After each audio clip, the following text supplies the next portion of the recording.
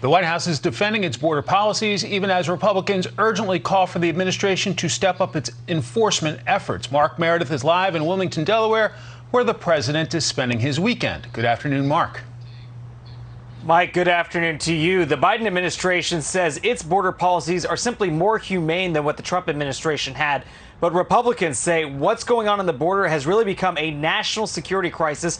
And even though we're seeing that overcrowding at Border Patrol facilities like Steve was just talking about, the White House said today it has no plans to change course. We are not going to send children under the age of 18, kids under the age of 18, back on this treacherous journey. They are fleeing challenging economic circumstances, hurricanes, prosecution in some scenarios. It does not mean that they get to stay in the United States. It means their cases are adjudicated. Now, several media outlets, including us at Fox, are demanding the press be allowed access into these Border Patrol facilities. The White House said today it does plan to expand access, but the exact details of when and where and who's going to get in right now still being worked out. Meantime, President Biden at his weekend home in Delaware. We are expecting him to head back to D.C. later on this afternoon, where this week he's going to be urging Congress to embrace a whole new economic agenda. On Wednesday, the president's going to be rolling out his vision for a major investment in American infrastructure. There's a lot of details that we're still waiting to find out, including what's in it, as well as the price tag. But Republicans, they are already speaking out, revolting against any plans to raise taxes. Well, look, I'd love to talk about an infrastructure plan. We have to figure out how to pay for it, though. And that's what the Democrats always leave out. I'm really not wanting to borrow a lot more money today.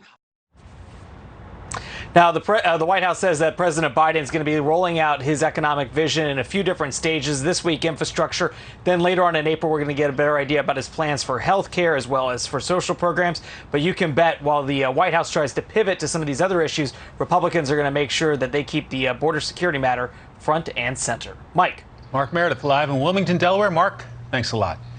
Joining us now is one of the Republican senators who visited the southern border at the end of the week, Indiana Senator and member of the Senate Budget and Appropriations Committees, Mike Braun. Senator, welcome. Hi, Mike. What was the most disturbing aspect of your visit to our southern border? Well, as the president said, I understand he's going to visit. Lindsey said the squalor, the lack of humanity was shocking. But the thing that got me more than anything, Mike, is the system behind it, punctuated by the around midnight when we got there Thursday, of going down to the Rio Grande and being heckled by the coyotes and smugglers at the Border Patrol folks. I asked, what were they saying? They were saying, whatever you do, we're going to keep coming. The immensity of the issue and a sophisticated system behind it, that's something you don't hear. And that is that most of these kids coming across already have relatives here that have crossed illegally. $4,000 a person. It's like a travel agent being a coyote or a smuggler. And then the thing that really got me is because we think it's just Central Americans, Mexicans, all trying to escape, obviously, life that's not good to them. And that's a deeper consideration we need to make. But in the Del Rio sector recently, 54 different nationalities have come across the border. That's how broad it is. And if you're from a certain country, it can be up to $20,000. $1 to $2 billion a year industry run by coyotes and smugglers. And it's got a loop that'll just continue, especially with a welcome sign now out there, when Biden, for the sake of politics only, took a system that was working to at least not encourage people to come on the journey. Now we got this. It was an eye-opener that all of us were shocked by. Senator, is it accurate that border officials there wanted you to delete photos and video that you and your colleagues had shot of the situation there at the border?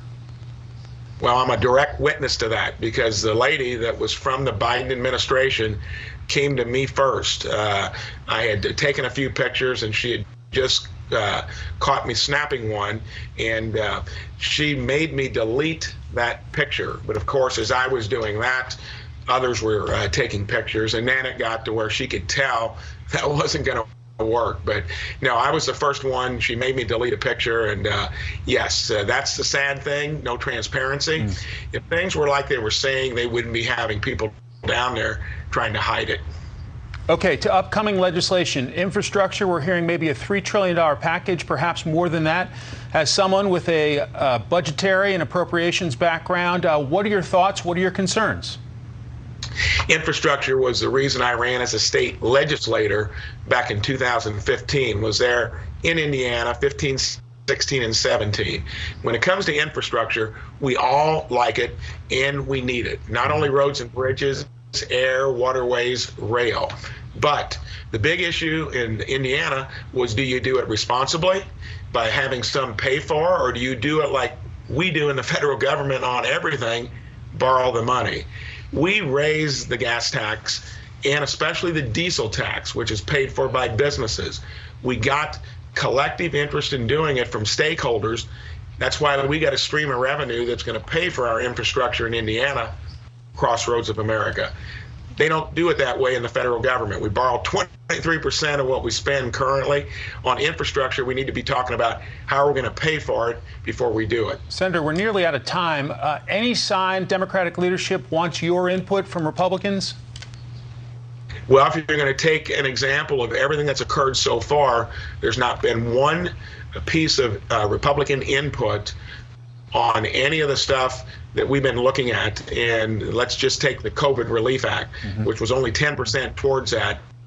Everything else in it was a Democrat wish list item. So no, that sounds like good lip service, but haven't seen the proof in the pudding yet.